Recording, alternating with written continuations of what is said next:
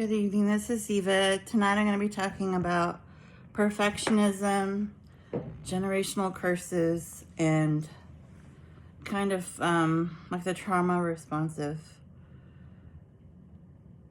hiding your feelings or suppressing your emotions, and or, kind of like being numb, and like how society responds to that, or how it directs us to be like that. And I'm going to start off with a couple Bible verses that I found. I posted the article in, several articles in the threads, my account. Okay, so in this article, it's basically saying if you're using perfectionism as a way to gain favor with people, whether you're doing it consciously or unconsciously, because sometimes we pick up these habits and we don't even realize we're doing them. Other times we're clearly aware we're doing something or doing a bad habit of ours that usually doesn't end well, but we're so addicted to that habit we haven't replaced it with anything or worked on it, so it's it's just going to keep coming up. And especially when we're stressed out, you can have more of a chance of exaggerated examples of that. So in this article, it's basically saying if you're acting like that, that's a choice you're making, you're basically taking on God's role, because God's role would be to help you. You're going to do the best you can for your capacity, but then if the burden is especially overwhelming, you might, pray and ask God to help you with that. Or, you might kind of use your resources or networking skills in your community to get some kind of ask for help and have other people involved, so that's not all on you. Because basically that's kind of what we're led to do biblically, is to be more community driven, and then also to hand over what we can't handle to God, and because that creates a relationship with Him. If we can do everything and handle everything ourselves, then it's kind of somebody who says, well, I say things like this, but it's not the best way to live, and I'm working on it. But if you're well, I don't need help from other people, or to tell them my private life, because I can handle it myself. There's no need to involve anyone else. So it's really honestly kind of trying to get out of having emotionally complex relationships with other people, because you're simply cutting them out. So you'll never know if they would have supported you or not, right? Because you're basically saying, well, I'm not even going to find out. This isn't even going to be a decision that goes past myself. And I'm not even going to involve my spiritual life, because I can handle everything, and I don't want, and sometimes we don't want God involved, because God often wants to discipline us just like a good parent would, in the ways that would be best for our ultimate purpose. And see, the cool thing about doing it your way, even though it's a lot more burdensome and a lot more work for you, is that you can sort of do what you want. You don't have to compromise or share any kind of information or money or anything with anybody else, right? Because you're doing everything. So in that way, it can sometimes be a selfish endeavor. And in the Bible verse, Mark 10:27, it says, Jesus looked at them and said, with man it is impossible, but not with God, for all things are possible with God. And then it also brings up Jesus in the New Testament saying that I truly believe Jesus wants us to have peace in our hearts and extend that peace to others. So in that verse, that's not really a verse, it's just summing up a story, but it's basically saying, promoting community and promoting feelings of like contentment and feeling complete in ourselves, right? Like that's what brings joy, is having more of a lighthearted approach to things and not being so rigid. And because most of the Old Testament is, it's rigid. It can, and the God that is displayed in a lot of those stories can be very heavy-handed, which, can bring some comfort to some people who really like having a strong, sort of powerful leader, and then it can be upsetting to others who maybe feel like it, it's too much. It's not gentle, kind of like the message of Jesus is always more, softer than the Old Testament. All right, so another Bible verse is I can do all things through him who strengthens me, and that's Philippians 4:13. And the last one is Corinthians 2:9, and it says, "But he said unto me, my grace is sufficient for you, for my power is made perfect in weakness." So in that verse, he's basically saying, most of the verses are saying, like, you as a human being you have strengths and weaknesses, right? So, but God is perfect, right? So, like, the creator obviously is greater than the creation, right? Because the creation can't make the creator, but, like, the other way around, that happens. So, obviously, the one who creates is more powerful, or able to do supernatural things that the created wouldn't be able to do. And so when I looked at some psychology principles, and they're mostly from Psychology Today, I posted them on my page. It talks a lot about trauma responses and how if a child is, let's say they're in a home where there's like an alcoholic father and who gets angry and maybe beats the mom or something, and the child children don't want to create even more strife in the home, right? So they one or both might be like extra good, or, like take on tasks that were really what an adult should be doing, because, there's the work that person isn't doing has to be done by somebody. So the kids might be extra good and like get up early and, do adults' laundry and stuff and clean up like what adults should have done before they go to school, just because they want to keep peace in the house, and they already know that the dad's probably going to get angry about something random anyway, maybe like a play in a game he doesn't like or something like that. So, or something the mom does he doesn't like. So they don't want to have the added stress of the dad also getting mad about the house looking like a mess or not having clean clothes. So they go, I think in 12-step groups, I think there's a book in AA called The Perfect Daughter, and it explains all that kind of syndrome. And also psychology theories often sort of put perfectionism can be kind of under the umbrella of OCD or anxiety. Like if you have anxiety, which generalized anxiety, think it's GAD.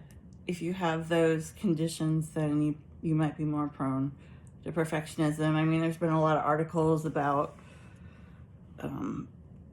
families who have come over to America, like immigrant families, and they, worked way harder, longer hours because they felt like they had more of an image to be considered very hardworking. They had more pressure on themselves to prove themselves in their community, and a lot of times they would be sending money back to their country for their family members there, so they had more pressure.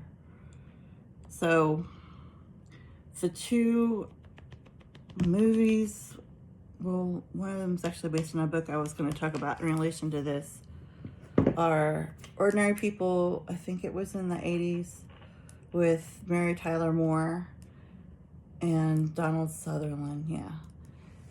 And the other one was Big Little Lies, which was, I think, an HBO series, and it had Nicole Kidman, Reese Witherspoon, that chick from what's it called, Mockingjay? No, Hunger Games. She's in it, and Laura Dern and Zoe Kravitz. So I'm going to talk about those later, but that was my other examples of perfectionism, because I always like to talk about stuff like that. And I also wanted to bring in like personal aspect, which I think I'll start with, because that'll like sort of explain like I'm sure you're like, where is this going? Like, it's all over the place. Okay, so I've been having a lot of problems with my own kind of attitude lately, and sort of trying to work on imperfections in myself and habits, trying to change extremely bad habits that I have. One of my worst ones is a sleep schedule. I don't seem to be able to control it, which, that's all well and good. Okay, sure, I have some PTSD, and that does cause nightmares, and like when you have a brain injury, you tend to you wake more during the night because your pituitary gland, it doesn't work as good afterwards. So, and I always was an insomniac, kind of or a night owl type person anyway, and I tend to like to do, I even had a night job at one point at the hospital. I tend to like be more sort of on at night. So that'd be fine if I was living on a planet by myself, but since I'm around other people, it's, and society usually starts early and does things on a certain, day schedule. It's like, I'm not doing myself any favors. I'm just like, it's kind of like, I see this flaw in myself, and I know it'd be better if I switched it up. And in the past, I've had to, but at this particular time in my life, I'm able to have a little bit more flexibility, and so I'm just like letting it go too far. So that's something I'm really having a trouble sort of controlling. And how does it manifest, and what does that have to do with perfectionism? Is one of the symptoms of perfectionism. Why do people act like that? One of the rewards of acting like you have your shit together and you're, know what you're doing, is that other people admire, you get like societal acceptance more, you get, considered more for things, or like, you're looked up to more, there's benefits in other people's acceptance, but that can then become, that sounds good, but it become a nightmare, because like, okay, I'll use my grandmother as an example. My grandmother like had to take me on when she was in her early 60s, And of course, she'd already had 3 kids and raised them and done all that. And because there was just mental illness in my family, she ended up having to raise me from age 5. I don't think I went to college till 17. So, she didn't get her, quote unquote, golden years from my grandfather, because they were basically like parents of a young kid. So sometimes this would manifest, and she also had a hard life as a mother. Like, she had my mom, who had severe mental illness, schizophrenia, and refused to take medication. And then she also had another child who, in his 40s, he was a neurologist at Columbia in New York, and Columbia University, and he died in an electrical fire. So she had been, through the ringer, and was still sort of overperforming in what would be considered her role as a woman, at her age. But, I mean, not nowadays, but back in the 80s, yeah. So she would sort of have this tendency to be, like, unbelievably perfectionist. Like, she dressed amazing. She swam like a half a mile almost every day. She went for like 2-mile walks, like probably daily.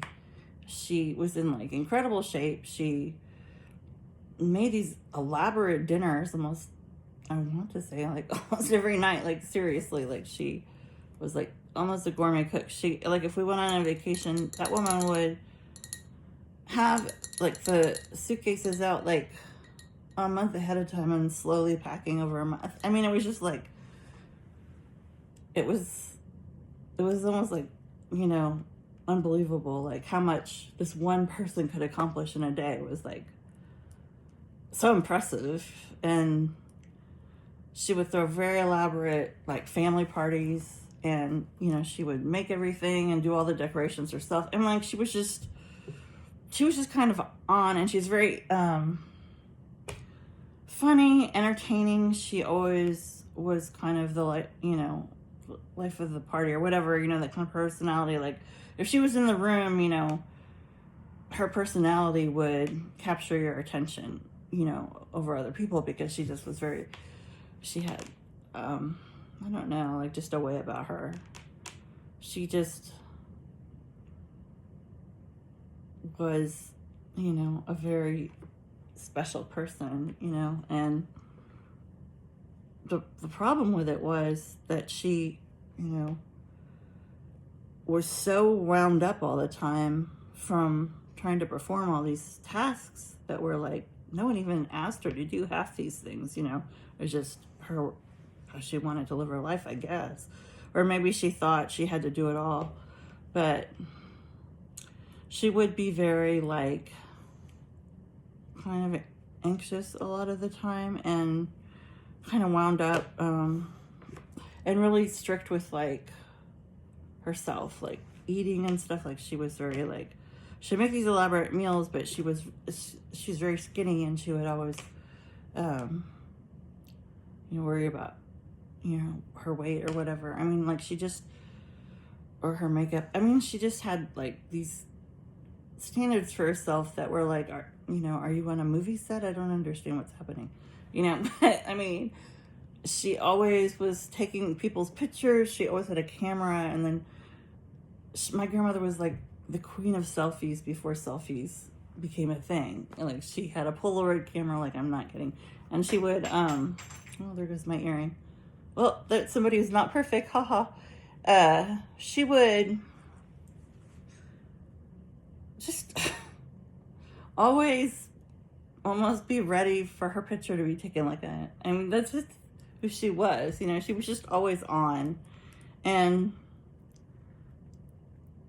I don't know, it was invigorating to be around, but then sometimes it was exhausting, because it'd be like, oh my God, like, did she ever relax? And like, she would kind of in the afternoons, but like watch General Hospital or something. But that was always before she had some massive task she was going to do. And she was very hard worker. She was very diligent. And like, I always had like a insane amount of list of chores I had to do. And she would also have a list for herself. I mean, like, she was just very, like, there were other people in the home who could have helped her, but it was just like, you know, she had it. It was under control. So, I don't know. I think she was just the opposite kind of my biological mom, who had, you know, schizophrenia. So she was the opposite, right? She violent outbursts. She did not look put together. She didn't have any kind of job or schedule or really any, you know, I mean, like, she was schizophrenic. Like, she didn't, it was like, you just never knew what was going to happen with her. Like, you thought you had her habits, you knew what she was going to do, even if it was things that seemed wildly inappropriate or whatever. But it's like, she was a wild card. You know, you just never knew what was going to happen. And that's kind of who I grew up as models for, like, I guess, womanhood. So, and back in the time when, with my mom, it wasn't like it is now with, like, internet, or we didn't even have, like, Oprah. I think there was, like, Dr. Phil, but, you know, it was just like nobody talked about mental illness. Nobody talked about their personality traits, or people weren't talking about attachment styles. I mean, nobody was talking about anything like that. So there just was a extraordinary lack of information. So it's like people weren't really self-aware about all these things. But then now I sort of think it's gone the other direction, where it's like we have, honestly, too much information about everything, to the point where people just sort of think they have disorders they don't even really have. You know, like, it's like there's too much information. So I think having a balance is what's better. And so when I was reading about perfectionism, when I was talking it as a trauma response, one of the things that came up was dissociation and numbing yourself, and sort of being not emotionally engaged really with other people, or appearing like you are, like, kind of fake smiling a lot, but you're hiding your true feelings, and acting like you're fine all the time when, you know, that's not normal. I mean, nobody's like has a passive expression on their face and seems, you know, good, like, literally all the time. Like, that's not really, I mean, people can be cheerful, but you know what I mean? Like, people have bad days and good days, and, you know, life just goes up and down constantly, and can fluctuate all day long. And so I've noticed in myself, definitely in the last, I don't know, few months for sure, is as I sort of fall prey to things like procrastination or distractions, or, you know, on my phone, instead of talking to people, really. And it's like, it's kind of like I'm numbing out a lot, but it's almost like an addiction, and it's not good. And it's like kind of the opposite of being in your body, which, like, which is, you know, really why I need to get with it with an exercise schedule, but it's like cohesive, because I pretty much have one where I just do it whatever time of day I want, and it's not like a regular time, and it's super random, you know, because I kind of like living like that, but it's just, sometimes I don't really know, you know, what my goals are sometimes, because I'm so kind of all over the place, you know. Well, I know what my goals are. It's just my route to reach them is, you know, so free spirited. It's not tangible, and I still get stuff done, but I have a lot of times where I'm like sort of acting like everything's okay, and then like when I'm finally by myself, or you know, at night or something, I'm just like crying out of nowhere, or having such bad insomnia, you know. It's just like just zone out, because on screens or whatever, you know, because I can't deal with finding the solution, because I've been trying so hard for such a long time to find the solution, and it's like it's not happening. And like there's certain things that, like goals I had for myself, that I wanted to like I wanted this sort of PTSD brain injury thing to sort of, you know, like the big effects of it. It's been too long for to still be having this be a daily problem. I don't think that doesn't seem integrated to me. I feel like I feel like I'm doing something wrong. Like I'm not finding the answer to the problem. But it seems like I'm consuming information about it so often. It's like, how could I not find the solution, and yet I don't? Or I try everything, like I've tried like everything besides, like I don't like taking medication at night, like for sleep or anything like that, but I don't like being groggy. But I don't know, it's just like the more tired I get, and then the more tired I get, the more I sort of fake being in a good mood. Not in a good mood, but just fake being like everything's fine, or like I don't share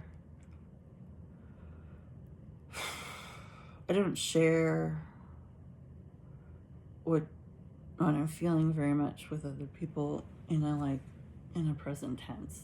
You know, if I do talk about stuff like that, it's always about something that happened, you know, years ago. You know, it's not present tense. Being really closed mouth about the present tense to the point where it's obviously avoidance. And I don't know, I just feel like I'm stressing out or being like anxious about the future too much, to the point where it's like uncertainty. Like if there's uncertainty, I'm dreading things, you know, like that I should be looking forward to, like almost like if I don't have any plans to go anywhere, but if I did, it's almost like I would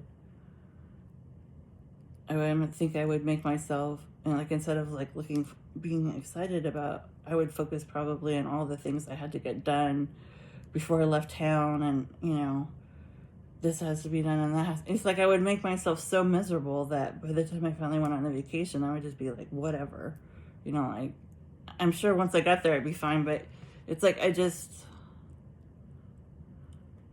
I'm too focused on the future or the past. I'm not grateful enough for like what I'm doing at the moment. And the only times that seems to super go away is when I'm like in nature, or like definitely when I'm around my animals or other people's animals. They're really, I don't know, can get out of my head. I don't have a dog to walk anymore, which I totally don't like. So that was definitely a way I would sort of get out of my head and relax more. Yeah, I have a huge relaxation problem. I tend to always be like, why relax when you can learn something? I don't know. It's like, okay, have you learned everything that you could ever learn yet, Eva? Because, you know, other people are giving their nervous systems a rest and chilling out, but I'm studying something that nobody asked me to study. I don't know. It's just, I think it's gotten really bad because I used to read for leisure time, and now I don't because I can't, because of my the disability I got from the brain injury. So it's like I seem to have like not filled that time up with, and I tend to fill it up with tasks that need to be done instead of making myself have more things on a to-do list. Then it's like, oh well, if I can't relax doing what I like, then I just won't relax. That's what I'll do. I'll accomplish something else, and it just gets tedious. And I don't know, sometimes I just feel lately really just kind of emotionally disengaged from like what's going on in the daily. I'm just too concerned about or worrying about things, and like in the end, it's like when then something really bad happens, I've been so stressed out, that it's really hard to handle without getting overwhelmed. Like I can handle it, I handle everything, but we'll see, there's a perfectionism. But it's hard not to get overwhelmed because I already have like been,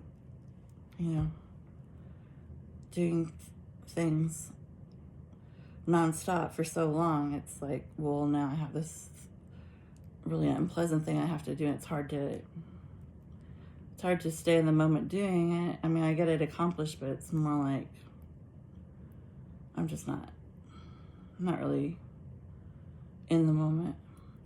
So I guess because I've taken up so much time talking about my own personal feelings, I don't think we have very much time left to talk about the 2 movies, but I'll just talk about them in the last 6 minutes.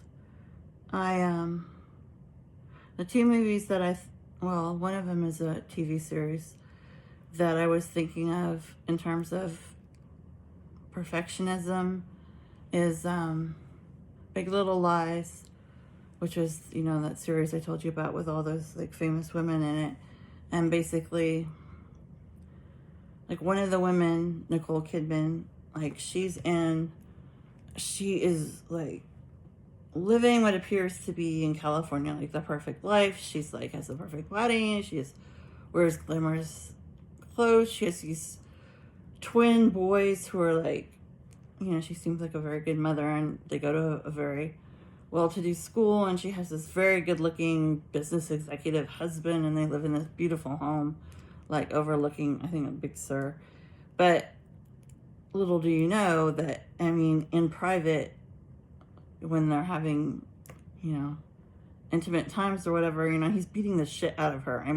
Beating her so bad that she's like practically cracking her head open on coffee tables, and they're hiding it from the boys, they think, but later we find out that it's not that hidden. But so she puts on, makeup, or she's always covering things up, so it's like people don't realize what's really going on, and she's just in this really violent relationship, which is very like, it's kind of weird because it's like she's just not sort of even admitting it to herself. And then the other women all have things going on in their personal lives, of course, like we all do. One of them, she has a son. She's a single mom who's like 6, but it turns out like the son came out of a rape situation, that she's hidden that fact from everybody. And then like one of the other women, Reese Witherspoon or whatever, she's having an affair. There's just all this stuff's happening to these women. And Zoe Kravitz is like supposed to be like kind of the cool mom, and she's, dresses real bohemian and just seems like she nothing bothers her. She doesn't have a care in the world, you know. And it's just like they're basically all hiding like their real anything in their life that's not what they would consider other people in the community would maybe look down on them for. Like they're not talking about any of that stuff. So that's the first movie I thought of that had to do with that. And then the other one was Ordinary People, and that story is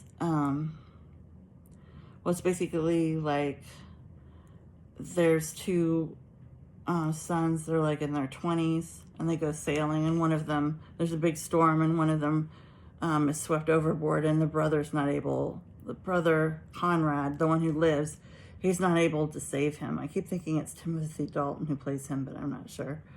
And he just gets this horrible survivor's guilt. Like he can't get over it, the survivor's guilt. And he ends up almost dying from a suicide attempt.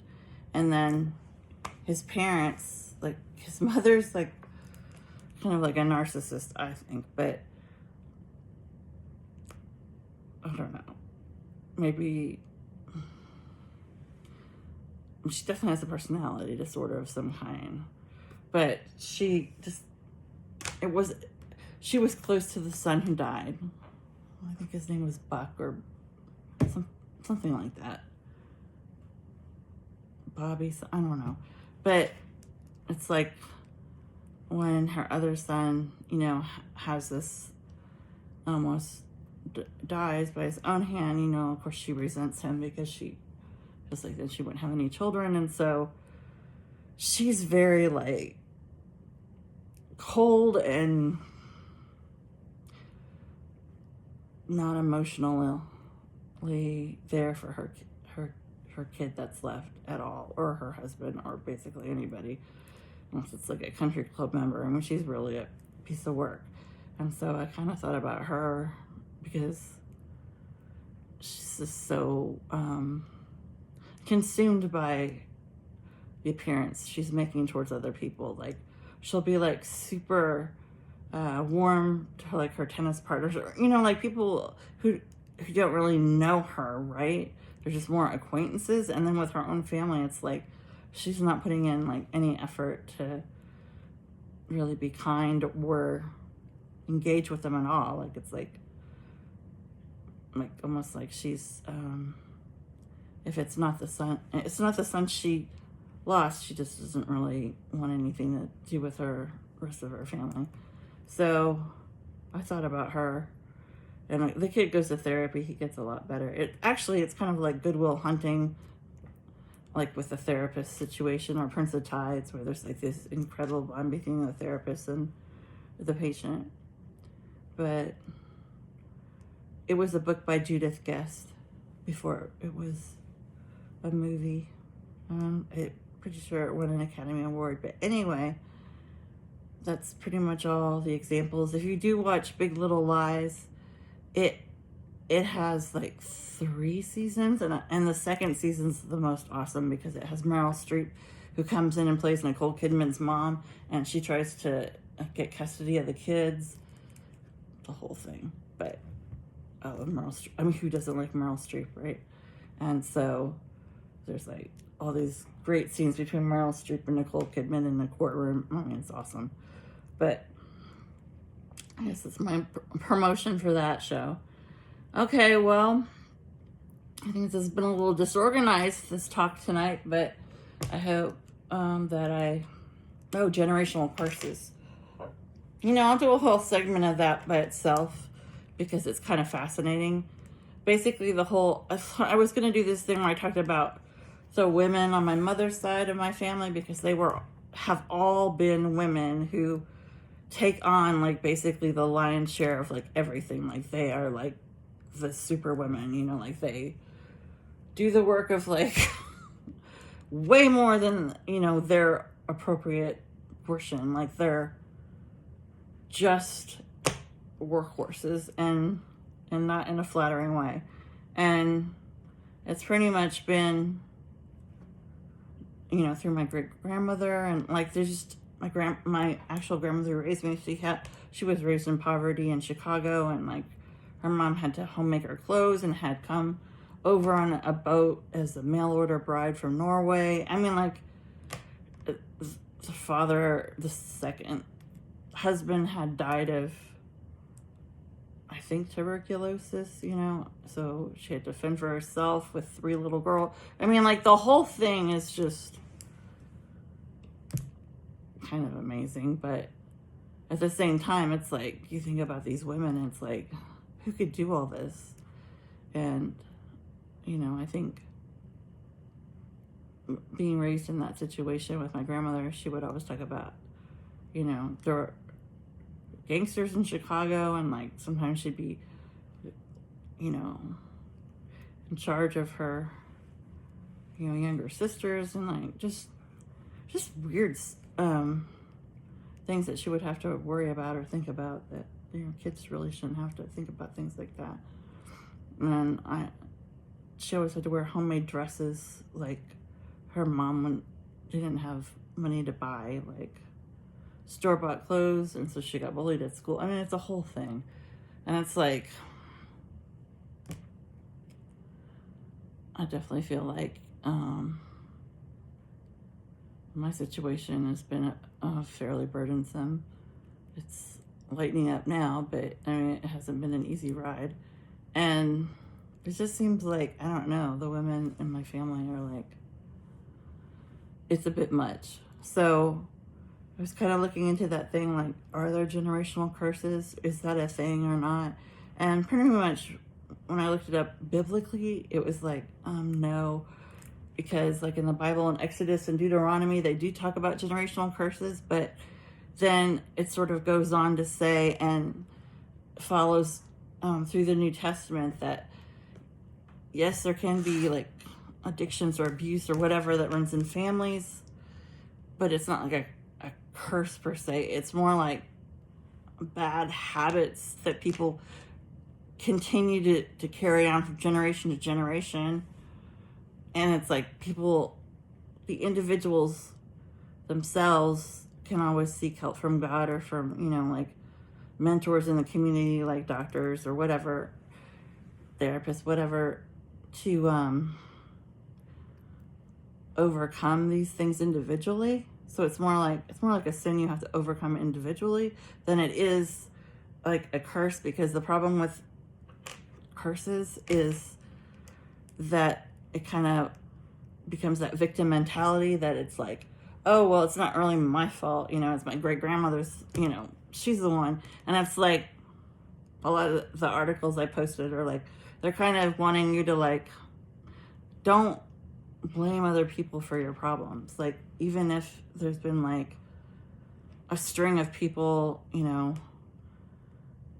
in your lineage who have had the same problems, that really has more to do with DNA than a curse.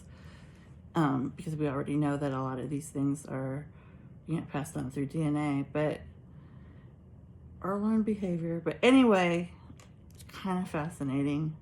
And, I still think there are such things as generational curses. I mean, but I do like their perspective. I think it's always good to take responsibility for things yourself and take accountability, because then, of course, you have more control to fix it. So I guess I'm back to control.